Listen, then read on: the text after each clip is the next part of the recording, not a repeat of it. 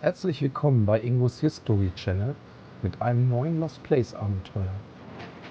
In dieser Folge begeben wir uns nach Goli Otok, eine kleine karge Insel in der Adria, die oft als das jugoslawische Alcatraz bezeichnet wird. Sie trägt eine düstere Vergangenheit als politisches Straflager des ehemaligen Jugoslawiens.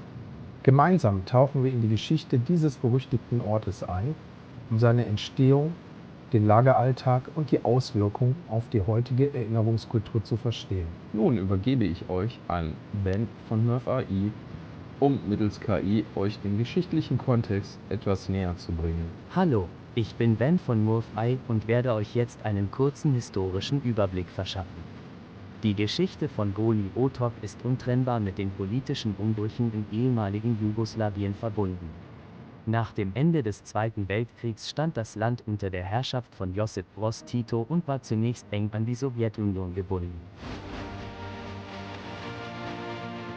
Doch 1948 kam es zum Zerwürfnis zwischen Tito und Stalin, ein Bruch, der als Tito-Stalin-Konflikt bekannt wurde. Tito lehnte die Kontrolle Moskaus ab und verfolgte eine eigenständige kommunistische Politik. Die Folgen dieses Konflikts waren dramatisch. Personen, die der Sowjetunion treu blieben oder auch nur des Prostalinismus verdächtigt wurden, galten als Feinde des Staates. Diese sogenannten Aibiochi, Anhänger des Informbüros, wurden verfolgt und verhaftet. Um sie zu isolieren und umzuerziehen, errichtete die jugoslawische Regierung 1949 das Straflager auf Goli Otok. Meine Tochter Zoe und ich waren eigentlich zuerst nicht so begeistert von der Idee, auf die Insel zu fahren, besonders weil sich das als doch etwas schwierig herausstellte. Naja, das ist, glaube ich, ein eigenes Video wert, wie wir da im Endeffekt hingekommen sind. Aber es hat sich gelohnt. Wir waren nicht vorbereitet auf das, was uns da erwartet hat. Bei 42 Grad und den Bedingungen, Respekt, wer das länger als 8 Stunden ausgehalten hat.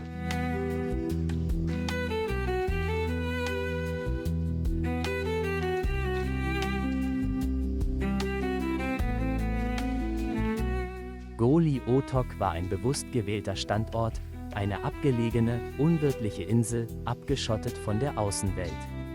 Die Gefangenen mussten nicht nur den Alltag im Lager ertragen, sondern auch selbst dessen Infrastruktur schaffen. Alle Gebäude auf Goli Otok wurden von den Insassen errichtet, das Baumaterial wurde zuvor in den Steinbrüchen der Insel unter harten Bedingungen gehauen. Diese Arbeit war physisch extrem belastend und diente gleichzeitig der Umerziehung der Häftlinge. Die Idee dahinter war, dass die harte Arbeit und der Gehorsam gegenüber dem System die Gefangenen ideologisch läutern würden.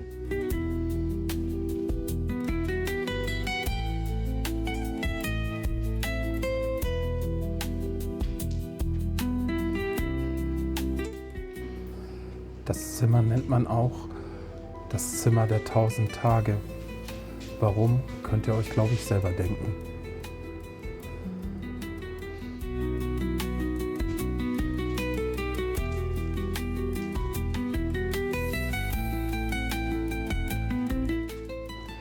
Auf der Insel gibt es kein trinkbares Grundwasser. Somit hat man ein Regenwasserauffangsystem entwickelt, das das Wasser in eine Zisterne leitet. Eine ganz beliebte Repressalie war der Wasserentzug. Somit stand dann dem Häftling nur noch ein Glas Wasser am Tag zur Verfügung.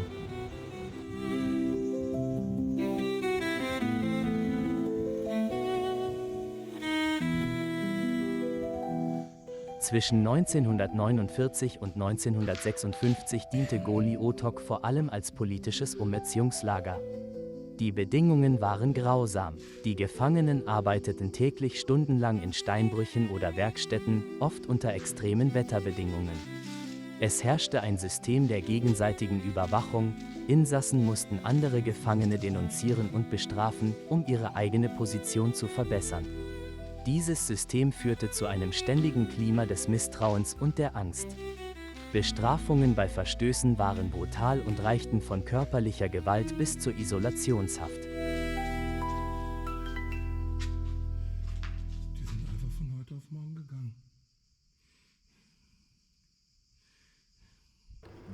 Schafe sind die ständigen Bewohner von Goli-Otok. Der hier wird wohl durch den Aufzugsschacht gefallen sein und sich irgendwas gebrochen haben.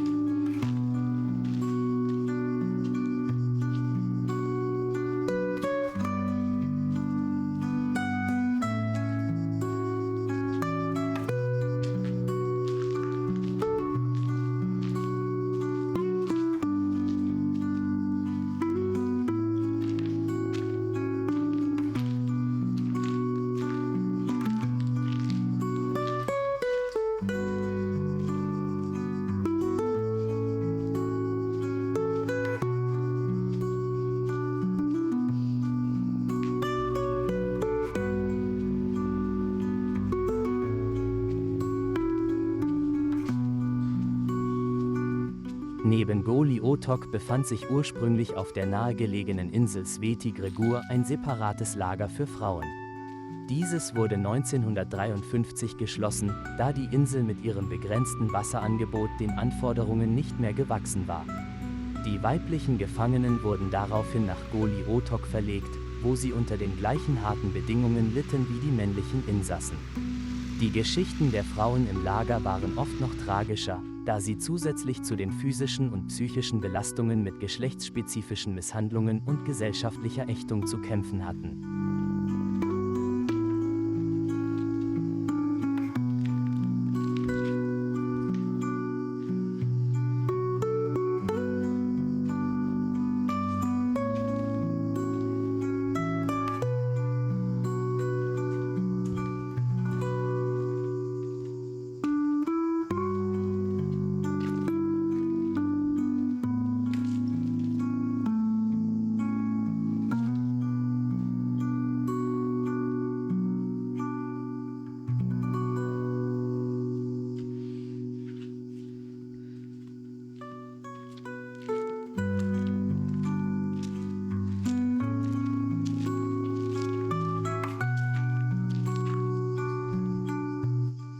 Dieser Mitsubishi-Kleintransporter wurde wohl vor der Bimmelbahn als Touristenkutsche benutzt. Naja, ich finde es nur interessant, wie der in den 20, 30 Jahren zusammengerottet ist.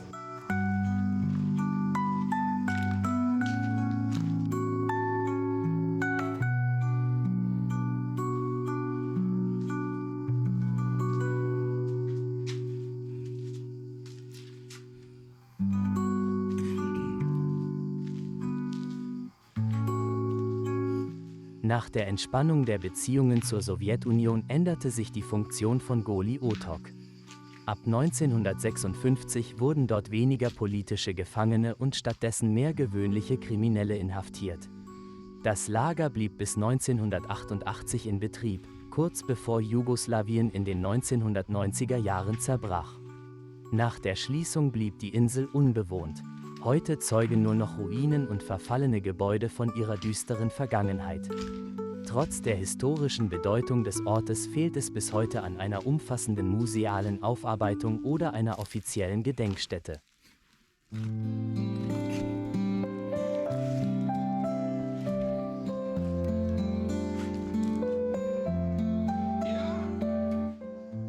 Sogar auf den Dächern von den Toiletten wurde Regenwasser gesammelt. Man erkennt das anhand der Löcher in der Decke, die dann in die Spülkästen, genau, die Dinger heißen Spülkästen, abgeleitet wurden.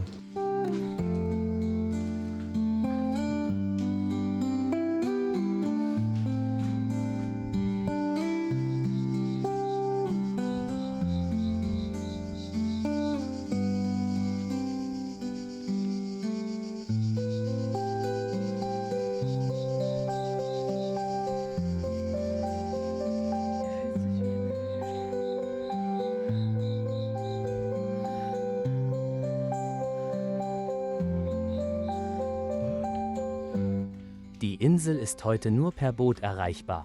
Touristen können entweder mit einem der Ausflugsschiffe von der kroatischen Küste oder mit einem Taxiboot übersetzen.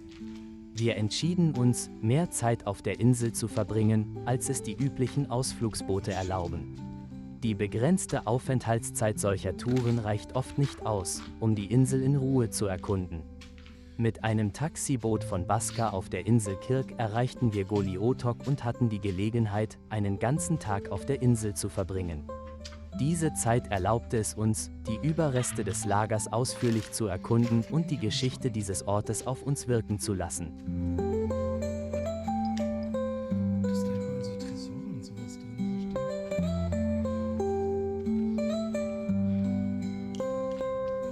Die hatten nur was zu verbergen.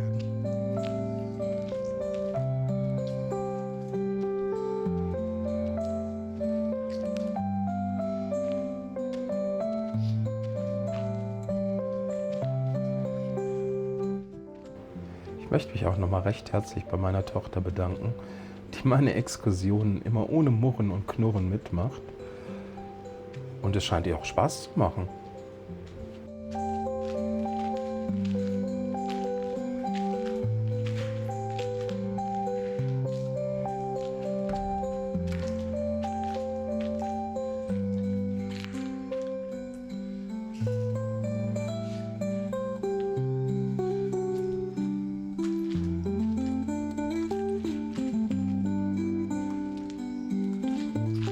Goli Otok ist ein Symbol für die Repressionen des jugoslawischen Regimes. Die Auseinandersetzung mit dieser Vergangenheit ist entscheidend, um die Mechanismen von politischem Missbrauch und Totalitarismus zu verstehen. Projekte wie virtuelle Führungen, Dokumentationen und Bildungsinitiativen tragen dazu bei, das Bewusstsein für die Geschichte der Insel zu schärfen.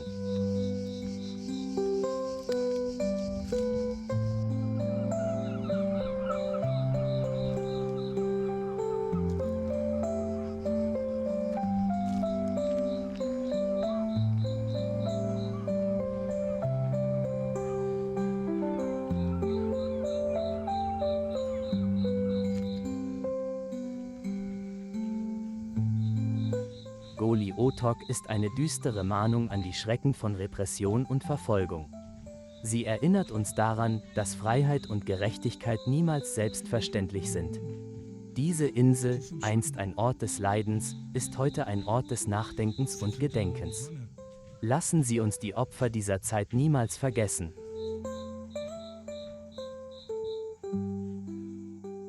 So, hier vorne ist alles, da kommt die ganze Decke runter. Ja, die ist aus Beton.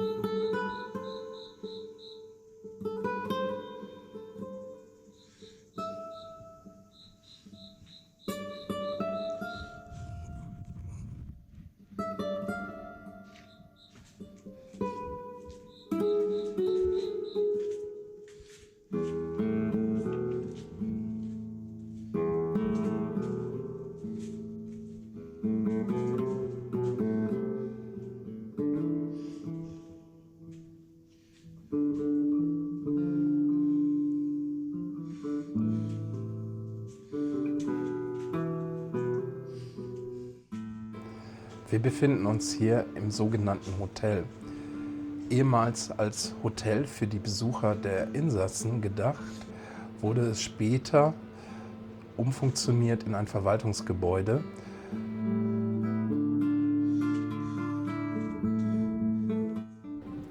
Das sind wohl die Räumlichkeiten des Lagerkommandanten. Man beachte die schallisolierten Türen. Schöner Besprechungsraum, der Tisch ist auch noch da.